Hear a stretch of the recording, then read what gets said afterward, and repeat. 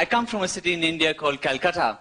And about 2 years back, I was lying in the sun getting a massage while my maid cleaned the dishes, the chef cooked food, the chauffeur washed the car. When I thought to myself, to hell with this life. I'm going to the first world.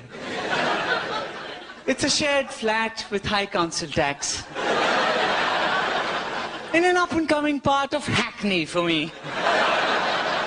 For those of you who haven't been to Hackney in London, it truly is a shithole. But yeah, frozen food, Russia and the underground network, terror threats every day. I'm living the dream. And given the weather in England, I'm living a wet dream. But I have been making efforts to settle down, integrate, be more like a Londoner. I've bought this charity wristband.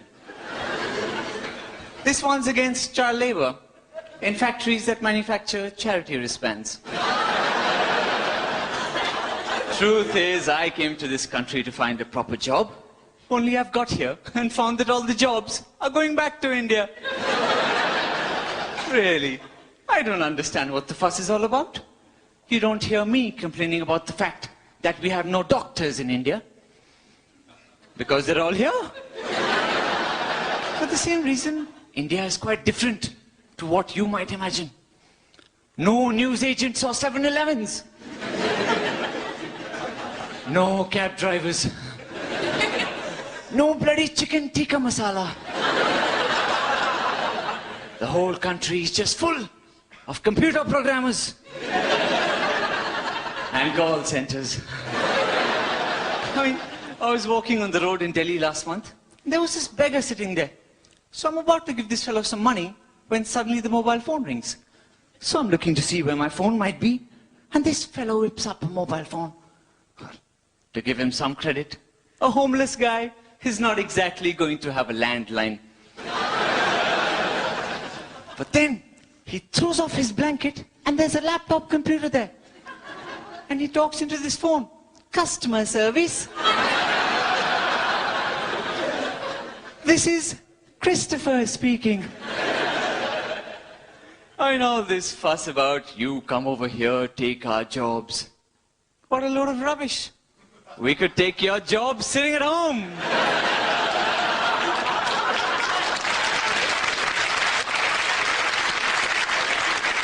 Anyway, what can I say? My grandfather was quite keen for me to come to the UK. He used to say that the sun never sets on the British Empire. Of course I've got here and found that the sun never bloody rises in the British Empire. You know, when I got to this country at immigration, they put me through a Britishness test. And I thought to myself, are we so different from Great Britain? You're the only country I know that puts an adjective before their name. I mean, why not amazing Britain? A fucking awesome Britain! Then even the abbreviation can be fab. But I mean, are we so different? Half of your public transportation is bollocks. Half of our public transportation is bullocks. You waste far too much time talking to somebody who you think is an idiot at the other end of a call center telephone call. So do we. You show sex in your movies. We show men and women running around flowers and trees. Yet we've hit a population of 1.1 billion.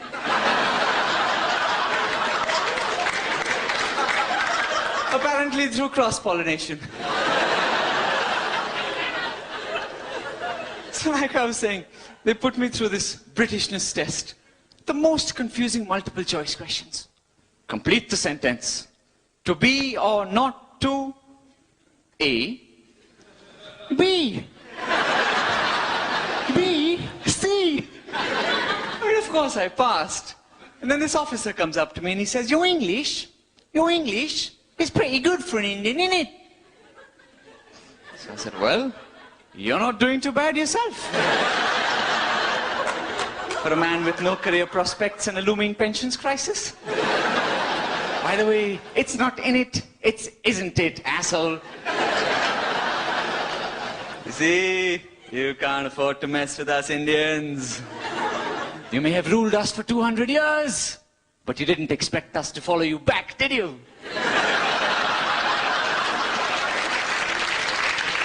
If you've been upset by anything that I've said today, I don't give a shit. Heck, I come from the land of the Kama Sutra. I could fuck you in more ways than you can count.